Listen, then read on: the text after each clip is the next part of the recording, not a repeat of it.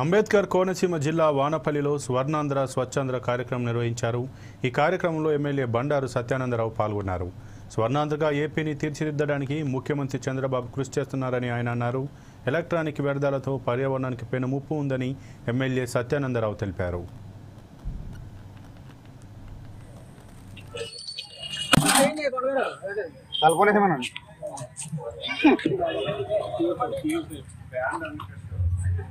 August 23 స్వర్ణ వానపల్లి గౌరవ ముఖ్యమంత్రి చంద్రబాబు నాయుడు గారు వచ్చి స్వర్ణ వానపల్లి గ్రామ సభలో ప్రజావేదిక ద్వారా పాలు పంచుకోవటం ఈ గ్రామ ప్రజల మన అందరి అదృష్టంగా కూడా ఈ సందర్భంగా మీ అందరికీ గుర్తు చేస్తా ఉన్నాం. గ్రామానికి మంచి జరిగింది. ముఖ్యమంత్రి గారు రాష్ట్రంలో తొలి పర్యటన ప్రజలను కలుసుకునే పర్యటనలో మొట్టమొదటి మన ఎన్డీఏ కూటమి ప్రభుత్వం వచ్చాక తొలిసారిగా వానపల్లి గ్రామ పర్యటనలో ప్రజల్ని ప్రజావేదిక అనే కార్యక్రమం ద్వారా కలుసుకోవడం జరిగింది. ఆనాడు ఇందాక మన సర్పంచ్ గారు చెప్పినట్లుగా చాలా పెద్ద గ్రామం ఇది. కంత గారు అన్నారు చిన్న గ్రామం చూడండి, చిన్న గ్రామం చూడండి అన్నారు.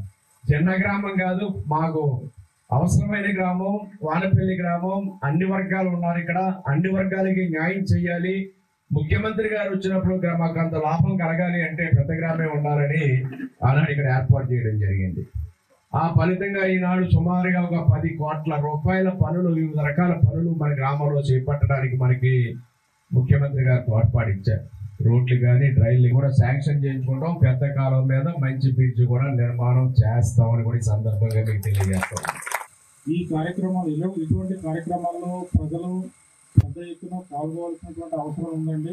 మరి ముఖ్యంగా ఈ రోజున ఈ స్వర్ణాంధ్ర స్వచ్ఛాంధ్ర అన్న కార్యక్రమాన్ని మన రాష్ట్ర ప్రభుత్వం ఎందు నిమిత్తం సెలబ్రేట్ చేస్తున్నారన్నది కొంచెం క్లుప్తంగా నేను వివరిస్తాను. ఒక 4-5 నిమిషాల సమయం తీసుకొని దయచేసి అందరూ వినవలసిందిగా కోరుతున్నాను. మనకి ఇప్పుడు జరుగుతున్నటువంటి అభివృద్ధిలో భాగంగా వ్యర్థాల నిర్వహణ అనేది ఒక పెద్ద ఛాలెంజ్గా తయారైంది. ఎక్కడ చూసినా సరే, అంటే ప్రపంచంలో ఏ దేశం చూసినా కానీ అభివృద్ధి చెందుతున్నటువంటి క్రమంలో తయారవుతున్నటువంటి వ్యర్థాలను సమర్థవంతంగా నిర్వహించాల్సినటువంటి అవసరం ఉంది.